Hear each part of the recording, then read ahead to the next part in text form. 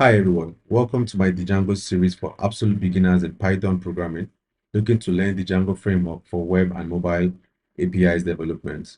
Before taking this class, you should be conversant with Python basics, classes, and inheritance. You should also have fundamental knowledge of relational database, and you should know tables, columns, keys, and relationships. But not to worry if you don't, I will be adding some links to materials to help get you up to speed in Python and SQL. For this segment, first we'll look at an introduction to the Django, then the fundamentals of web development, then we'll set up an environment for this project. We'll be writing our first Django project and also looking at debugging tools in the Django.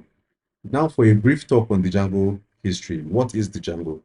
The Django was initially developed between 2003 and 2005 by a web team who were responsible for creating and maintaining newspaper websites. After creating a number of sites, this team began to factor out and reuse lots of common code and design patterns. So its initial release to the public was in July 2005, and the current latest version of the Django is 5.2.2, which was released in June 2025. It also has a long-term support, which means it's going to be receiving security updates for at least 3 years after its release. The Django is a framework that makes it easier for creating websites using Python. Now, the good part about Django is that it takes away the difficult stuff so that you can concentrate on building your web application from scratch. Companies like YouTube, Instagram, and Spotify use the Django for their tech stack because it's battery included, meaning it comes with features like an admin site, object relational mapper for short ORM, an authentication feature, and caching. So that we don't have to code from scratch, we'll be looking at this and a lot more in this course. The Django has a huge community for libraries to choose from to help with your project. Now, the Django emphasizes on the visibility of components, also referred to as the DRY, do not repeat yourself principle, and comes with ready-to-use features like a login system, database connection, and CRUD operations, which is create, read, update, and delete. Now let's look at the concept, the architecture of the Django. The Django follows the MVT design pattern, which is the model view templates. Now let's dissect each part of this pattern and see what they all comprise of. The model handles the data you want to represent, usually data from a database. In the Django, the data is delivered as an object relational mapper, which is a technique designed to make it easier to work with databases. The most common way to extract data from a database is SQL. We all know this. But one problem is that with SQL, you need to have a pretty good understanding of the database structure to be able to work with it. But with the Django ORM, it makes it easier to communicate with that database without having to write complex SQL, as you'll be seeing in this course. Now let's look at the view pattern. The view pattern is a request handler that returns the relevant template and content based on the request from the user. So now when the user is making certain requests to our backend, the view is in charge of handling those requests. The view is a function or method that takes the HTTP request as arguments, imports the relevant models required to display a final result to the user. And lastly, for the template is a text file with logic on how to display the data. A template is a file where you can, describe how the result should be represented. Usually the templates are often in HTML, with HTML code describing the layout of the website. But it can also be in other file formats, which can be used to present other results. But for this class, we will be working on HTML files to serve as templates. Now let's look into the fundamentals of the web development. A website consists of two sections, basically, the front end and the back end. The front end is typically the part of our website that interacts with our users with a very friendly UI. Now, the back end handles the logic. For instance, now a user wants to browse through our e-commerce website and wants to see all the products on the front end. He will have to make a request, and our back end will handle that logic and give the user a drop down of all the products he's trying to get to. Now, what happens behind the scene is that the server sends a response in form of data to the client. Then the front end translates that data into a readable web page, usually in HTML. We will use technologies like React to handle the response coming from the backend so that the user can have a welcomed interface to read through our website. And while we're going to use our Django to handle the logic, being the endpoint of the application, which is usually referred to as an API for short, Application Programming Interface. So in this course, we'll be looking at how to develop APIs to handle requests from the client in an e-commerce website. So now let's set up our environment. So first things first, we need to head over to our terminal and confirm we have Python 3 installed. This should be Python 3, and also have pip3 or pip as the case may be in your system. Then we're going to use the pip3 to install pipenv, which is a dependency application tool for installing our application dependencies in a virtual environment to avoid clashing with other projects. Yeah. Then I'm going to be using Visual Studio Code for my IDE in this tutorial. You can check it out at code.visualstudio.com and download it. It's an open source tool. Then let's begin. So you go to your terminal and confirm if you have Python 3 installed. So you can write Python 3 dash dash version and run it. So I currently have Python 3 installed. The next thing I'm going to do is to install pipenv with Python 3, and I run install pipenv. I already have ppm installed on my system, but you can run this command to install it on yours. Then you can confirm if it's installed on your system by running the same thing we did earlier on ppm dash dash version, and it will show you the current version of pip installed on your system. Yeah, so the next thing we're going to do is to create the directory where we're going to be developing our projects. I'm going to use product store from mine. So I will run make directory, and bonus points, if you're having problems with pipenv on Mac, you could also try using Homebrew to install pipenv on your Mac. You can look up the documentation online to help you get started. So I'm going to create a directory called product store in this directory, and I'm going to change to that directory, and I am going to run pipenv install the Django to install the Django in this directory. So I run that and give it some time to install the Django and the necessary dependencies required for us to run the Django. I will pause and come back. Oh, it's done already. Cool. Good. So we have that installed. Now, if you hover on the information that is displayed on the terminal, you will see the link to the virtual environment here that has been created for you. So you can safely install the dependencies without having to affect other aspects of the code. So if I go to my IDE and check the files that were created for me in the product store, I can see this pip log file. This pip log file shows all the dependencies and packages we're going to require for our application to run smoothly on our server. So you could see here that you have the Django with the asterisk, which says that any version of the Django would suffice to run on your system. Then you could see also here that our application requires 3.13 to run our application. Now we're going to activate the virtual environment. We head back to the terminal and we are going to run pipenv shell. This will activate our virtual environment for us. So you can see here that I'm having product store in brackets, which shows me that I'm currently working in my virtual environment, as you can see in the terminal here. Now to set up our application, we're going to use the keyword the Django admin to start our application, which is also a utility tool for the Django. So you can see all the commands when I run the Django dash admin, you will get a bunch of commands that we can use to set up various activities on our application. So don't get confused with all these applications command. We are going to run through most of them. So by the end of this course, you will have a better understanding of what they do and how best to use them.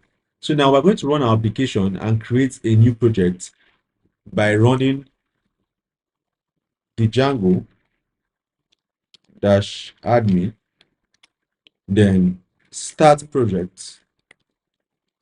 Now the name of our project is going to be product store. So I will call it product store here, and I will add a period. Now this period is telling the Django to create this application in this product store and not create a new folder for it. It is optional, but I just want to have that there so I don't have to start having different folders with the same name. So when I run this, give it some time, then I list directories. You can see that I have a product.store folder here and a manage.py file. So let's go back to our IDE and see what's happening there. So now in our project folder, we have this product.store, which has a couple of files, and we have a manage.py folder. Now let's talk about what each of them does in our application. Now we have this settings.py, which is basically the settings for application, where you can see the allowed hosts, the debug case, you can see installed apps and the middleware we have in our system. We'll talk about this much more in the course. We have the URLs folder, which handles the configuration of our project. We have the ASGI and the WSGI, which is basically used for serving our application when we're about to go live. Now we have this last file here, the manage.py. So what's this manage.py? So the manage.py file here is basically like a wrapper that we can use to run our application rather than using the Django-admin. So as compared to the Django.admin, this manage.py is personal to this project, and the Django admin works at a global level. Let me show you what I'm talking about here. To run my application, I will go with Django-admin as before. The keyword to run the application is run server, and see what happens here. I get an error message because it does not know what file in particular I'm trying to run. But if I run python dash manage.py run server, you can see that automatically it identifies the package I'm trying to run and hosts our server on this port 8000. So now, the difference between the manage.py and the Django admin is just that the Django admin, it's at a global level, and the manage.py is personal to just this project. So we can see the address by just clicking on it, or we can copy it and paste it in our browser. I'm going to copy it and paste it in my browser. When I paste it here, I will get a welcome page that tells me the installation has worked successfully. Congratulations. Great. Now let's try starting up a new app to see how we can go about playing around on our project. An app basically is a section of our website designed to perform a certain function. Now let me show you default apps that comes with the Django. Let's head over to our settings, and here you can see installed apps that come predefined when installing a Django package. So we have the admin, which handles the admin area automatically. We'll see that shortly. We have the authentication for handling authentications. We have the content type, the sessions, the messages, and static files. So we are going to create our own and install it into this application, and we're going to play around it. So we head over to the terminal, and to install a new app, we open a new terminal. Now we will run this command to install our app sandbox in our project. So we start with Python, we should be getting used to this by now, manage.py, start app sandbox. Yeah, sandbox. So this is going to be a demo area for us to test certain logics before we apply them into our application. So when I hit enter, I'm going to have this sandbox application created for me in my project. So to see that, we can head over to the IDE again and play around it to understand what just happened here. So if you look closely, you see a sandbox created for us here with a couple of files. So you have a migrations folder, which is going to help us to handle all the changes we have made before adjusting that change in the database. We have an admin area just for this sandbox where we can create new logics for our admin. We have an app section, which is for the configuration of this sandbox. We have the model section, which we're going to use to create results that we pull from the database. And we have tests for writing tests in this application, and the views. Now the views is the same thing we talked about earlier in this call, which handles requests. So let's create a view in this project and see how we're going to view that result on the other side. Now, take note that this view is not your front end part of the browser. It's just a handler request aspect of the sandbox area. So now to create a new view, let's create a function, def, then let's call it say welcome. Let's call it say welcome and we pass in the request.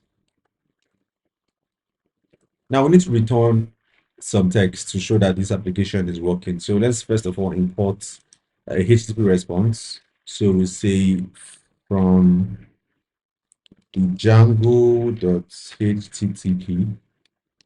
imports HTTP response, this one here. So now we can return some text to the screen and say return HTTP response. Now we're going to pass what we want to respond. So for now, let's just respond some basic text to the screen and say welcome, for instance. So say hello, welcome. Yeah. So let's see how we can view that on the end. Now that we've created this view, to be able to add this view on our browser, we need to create the URL file that allows us to view this request handler. So now the request handler is going to be on say welcome, which is the function we just created. Now we're going to go back to the sandbox and create a new file. We call it urls.spy.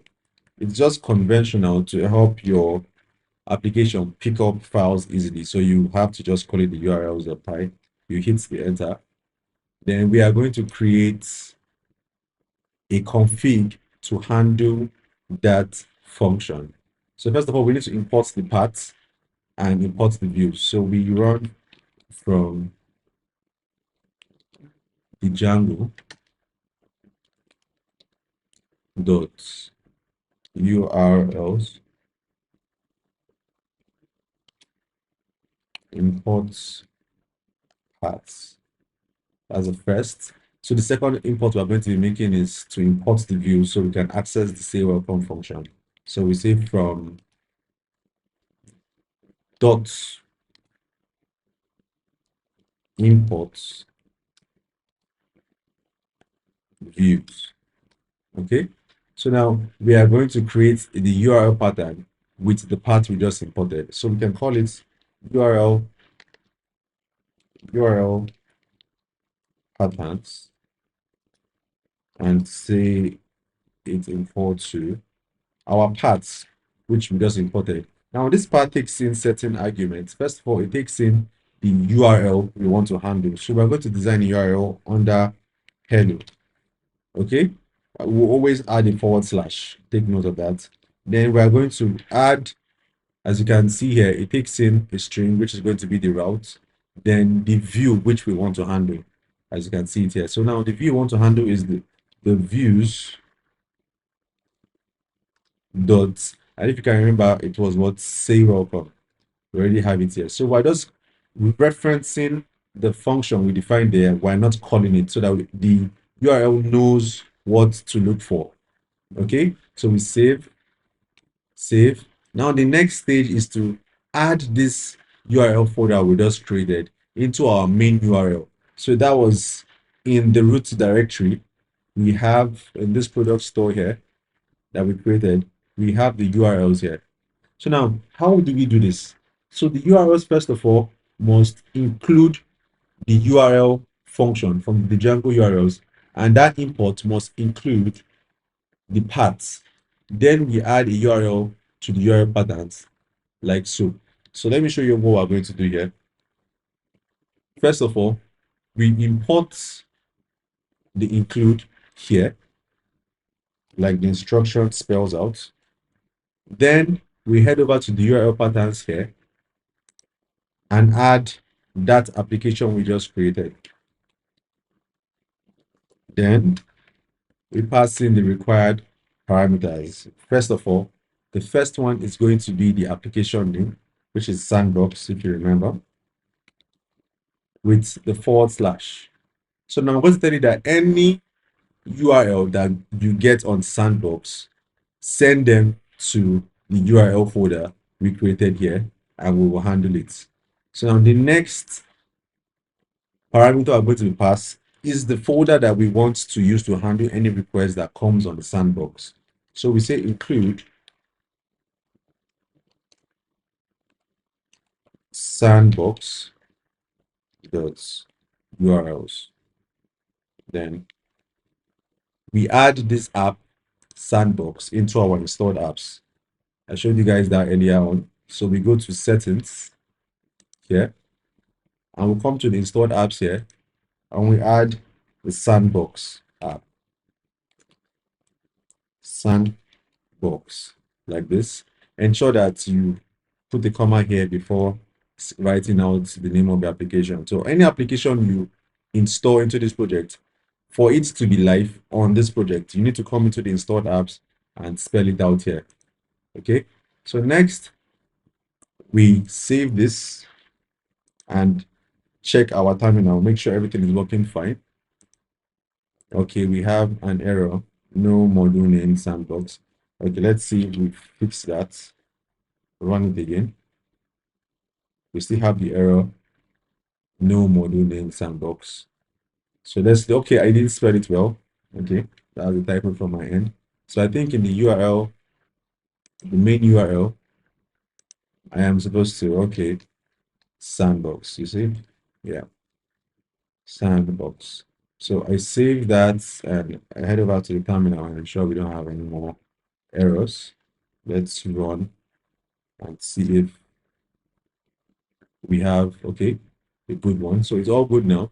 So now to access that URL, we head over to the browser, and after the ports, we add the slash, then we add the sandbox slash. The URL we added after the sandbox is hello. So this should show us welcome. As you can see here, we have hello welcome. So let's make this more interesting. Let's use templates now to handle what the user sees on the other side, because this is just basically a handler. But let's talk about templates and how we can do that.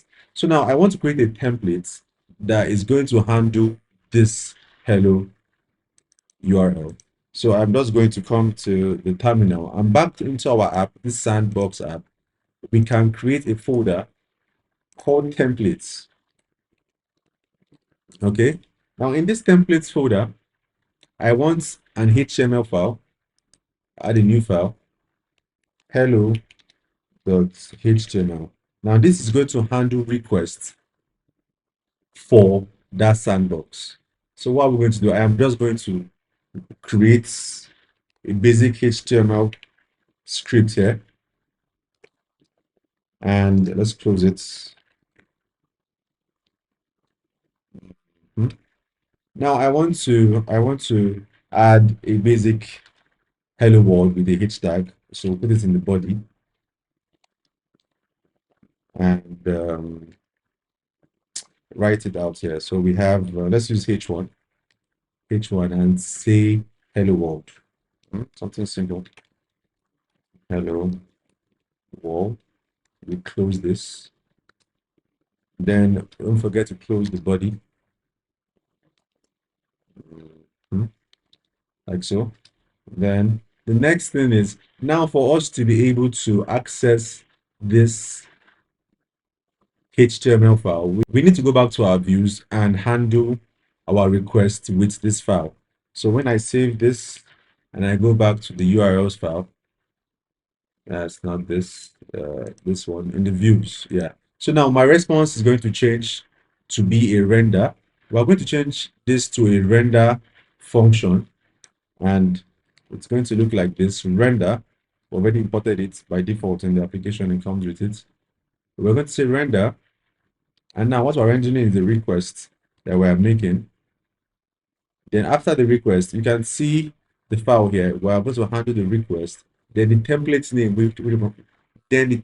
name, which you want to serve to the front end. So it's going to be request, the first parameter. Next is going to be in a string, hello.html. So this is going to be the file that we want to serve on the front end. So when I save this and check our terminal for any errors, okay, all good. If I refresh this, I should still see the hello world on the browser, hello world. So this is how we can work with templates instead of just writing directly to our views in the Django. So let's make it more interesting. Let's add a function to this hello world that says hello world to us. And if it doesn't receive our name, we can just say the basic hello world to the front end. So let's see how we can go about that. We can first go to the views and add another parameter, which is going to be a dictionary of key value pairs, which is going to be a dictionary of key value pairs. We're going to say, let's pass our name. Then let's say Mac Dave. Then we'll go back to the templates folder and let's add a condition here. So to add conditions, we use the brackets with the percent sign and we say if name. So yes, if the name we are passing is present, let us display the name here. We'll say, okay. So now to handle data from the application, you use double braces and we'll pass in the name here. Hello. Then else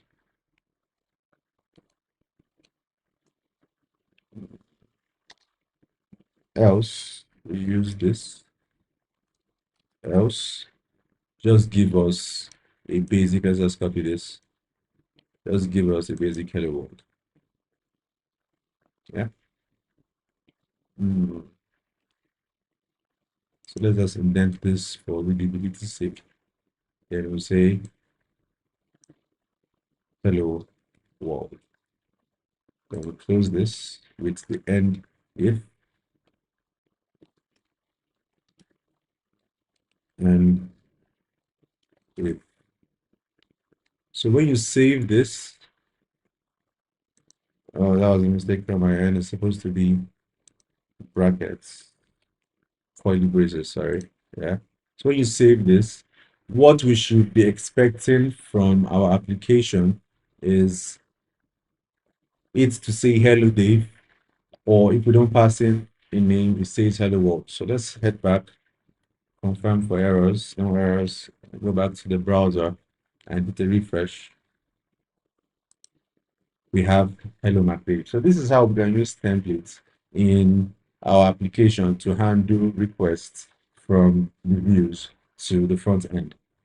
Okay, now let's look at debugging. How can we debug applications in the Django effectively? So I would recommend using a powerful tool called the Django Debug Tool. It's a powerful debugging tool that lets us handle debugging of our applications more effectively. Okay, so the first stage will basically just be copying and pasting, is to copy this snippets of code, or we could still use the first stage is to install the Django debug toolbar. So in my case, I'm using pipm to install the Django debug toolbar. So I'll head over to the terminal and run in a new tab. We're going to run pipm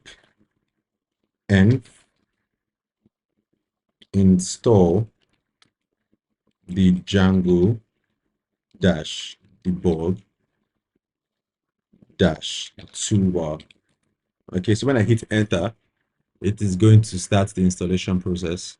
So I'm going to pause this and come back when it's completed. Okay, we're back. Now all dependencies are now up to date and it's been installed.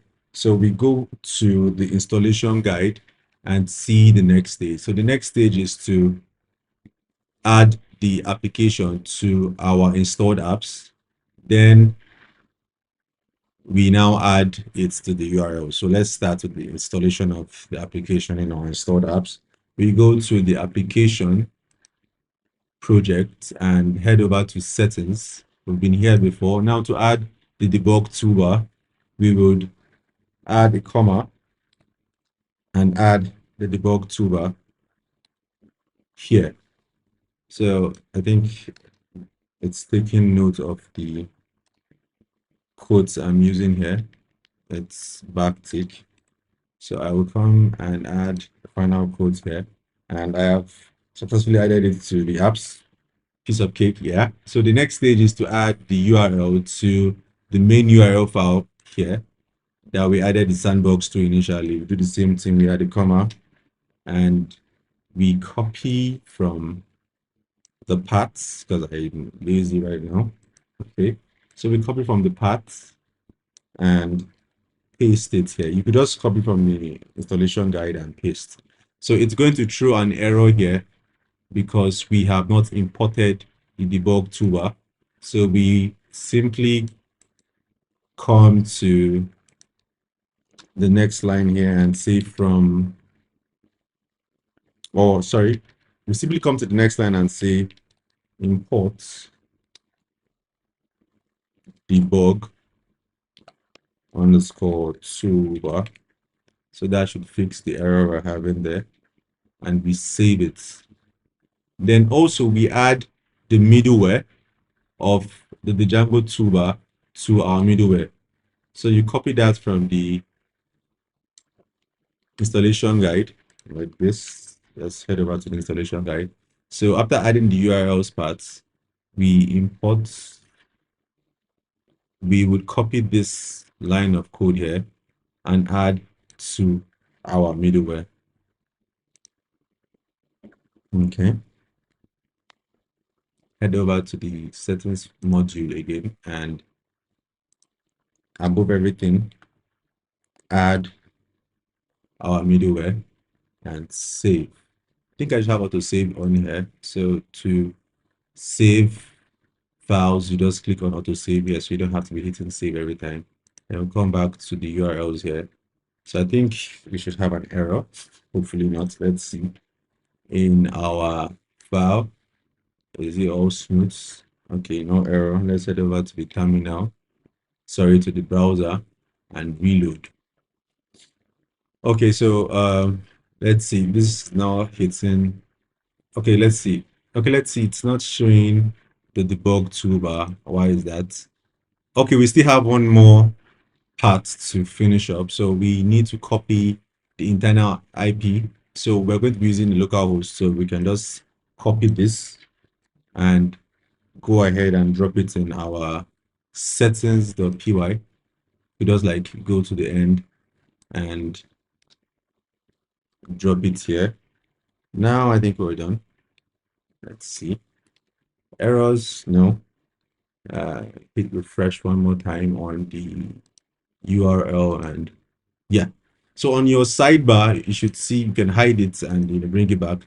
You could see a nice black panel that shows you a bunch of stuff. So let's just go over some of them quickly. So this shows us the version of the packages we have installed, the Django Python and the Django toolbar. This gives us the history of the URLs we have visited so far. This is a browser timing and the resource usage.